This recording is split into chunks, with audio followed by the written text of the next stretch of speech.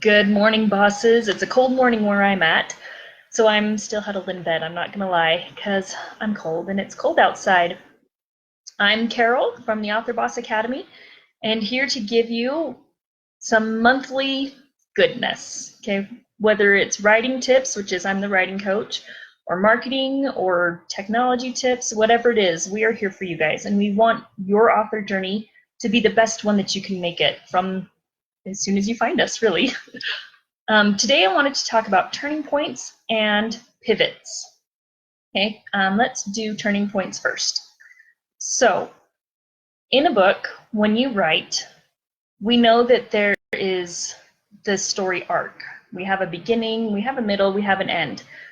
But that's even smaller than that. You can squish that down. Every single scene should have a beginning, a middle, and the end. And your scenes need to turn on turning points. And there's two kinds of turning points in your story. There's either going to be turning points of revelation or turning points of action. Now, an example of that would be, let's say your main characters are looking for the bad guy's secret lair, okay? Their turning point, if it's action, would be them just kind of stumbling upon it, finding it, physically, actively getting there and finding it, okay? That's an action turning point, and it's going to change. So the beginning of the scene is they need to find the lair. The turning point is, well, maybe not the lair itself. They find like the door to the lair, so that's a turning point. And then the end of the scene would be they're now inside of the lair. If it's revelation, then they would instead find like a document or a map or some type of information that will help lead them to the lair. Okay. Now, that being said, that doesn't mean you cannot end on a cliffhanger. So what you want to do is you want to use the yes, but, or the no, and. Okay, yes, but, and no. So let's say opening scene, they go look for the lair. Turning point, they find something that leads them to the lair. And then end of the scene, they get into the lair. So that becomes a yes. Yes, they find the lair, but fill in the blank. And that's where you would end the scene. But it's not the lair they were looking for, or but the bad guy's in there. Or if you want your turning point to be they find information for it, however, they don't actually ever find the lair because it's been destroyed or something has happened. So they're looking for the lair, find information there. Do they find the lair? No.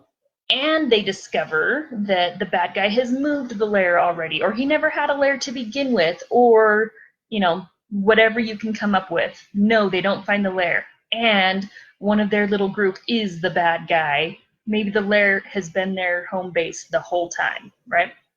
So that is how you create a satisfying scene for readers, because nobody likes to reach the turning point where it gets most exciting and then have it completely cut off. That's like getting ready to set off fireworks, and instead of the firework going off, it's fizzling, you're waiting, the firework's about to go, and then the fuse just fizzles and dies. So you don't ever get to see the firework. Okay, so give your readers their fireworks throughout the story, and then cue up another firework. You don't have to light the fuse until your next scene, but you're ready to go. Now, with our lives as authors, we all also have turning points going on, and this is where pivots come in. And I'm going to talk to you a little bit about basketball, because that's where I'm most familiar with pivots. In basketball, you have your 2 feet. Let's see, let's get my hand on the screen. All right, there we go. Okay, you're going to have your pivot foot, which doesn't ever move. Once you plant your pivot foot, it stays there, and your other foot spins around, okay? And that's kind of how we are in life. Like many of you, I always had the dream to be an author. So that was my pivot foot. I stuck my dream and I put my foot on being an author, and I was going to do it. But my plan was really different from how it's turned out. When I was planning things out, my youngest son was still a newborn, and I was like, okay, when he turns 5 and goes to kindergarten, then I'll start my author dream because I'll have time to do it. But my plan obviously changed because he's 6 and I have been authoring for about 6 years now. And what happened is, for me, I'm a religious person. So I had just gone to a place of worship and I was coming home, and I had decided to leave the radio off, and I was listening to myself. In religion, in spiritualism, in just common sense history, there over and over and over again, you find these themes of being still. Meditation would be a type of being still.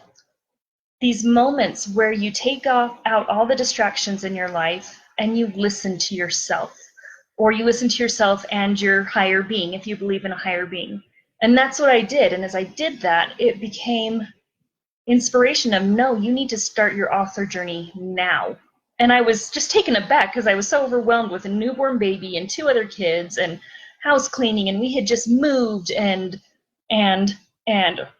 but I decided to listen, because when I don't listen to that voice that talks to me, I always regret it. And so I started writing, and it was such a good thing because I found out I had postpartum depression that I'd been denying, and by opening myself up to this area, I was able to recognize what was happening and get help. It made me feel like a person again, to embrace writing. Like, writing really gave me my soul again, and if I hadn't have listened to myself, I would not have known that. So for you guys, we all have our pivot foot on our author dream, which is fantastic. We all have our plans, which are great. Have we taken a moment to listen to ourselves, to know if we actually need to pivot? Do we need to change direction, or do we need to continue? And the reason why pivoting and turning points go together is because this is an opportunity for you to have a turning point in this scene of your life. You want to be an author.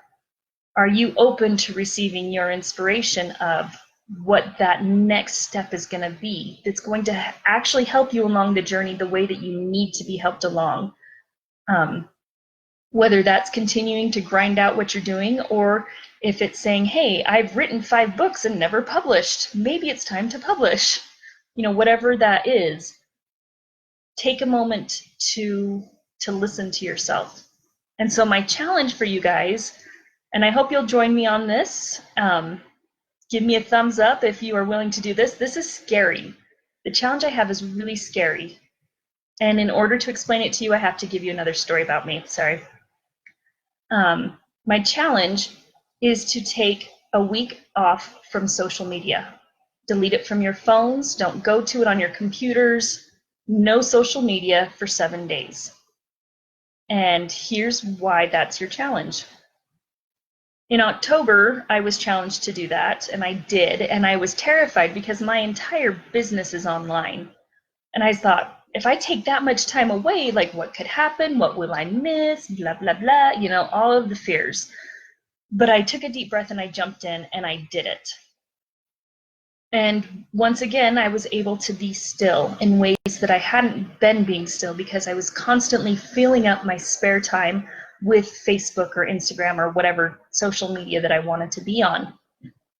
And as I took those away, I was able to pivot, to receive again inspiration of the next step in my journey, excuse me, which is that I am now enrolled in university again and getting ready to enter a master's program, which I've always wanted a master's degree, but I've always kind of been like, yeah, maybe someday, I don't really know when, I don't really need it, just making up all these excuses. And during that break from social media, I get my higher self, my God, whatever you want to call it, was able to say, hey, now's the time. It's time to pivot. Keep writing, keep editing, keep doing these things, drop these other things out of your life, and go to school. And everything has just sort of kind of clicked together for me. It's been frantic and exciting and nerve-wracking, but I feel so at peace with the direction that I'm going. And that's a gift that happens when we listen to ourselves and follow it, even when it's scary. So just so everyone knows, starting Sunday for me, or tonight, I'm going to be deleting social media. I'm going to do my best to enjoy the holidays with my family that whole week. You can still contact me by email if you need to get a hold of me. And I will also have Facebook Messenger open, because that's how I keep in contact with some family members.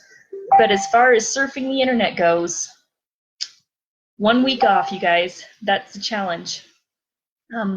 We love you. We hope that you guys enjoy your holiday season, however you choose to celebrate it. And we wish you the best of luck with your author journey. Let us know how we can help you guys. We want you to succeed. Have a good day.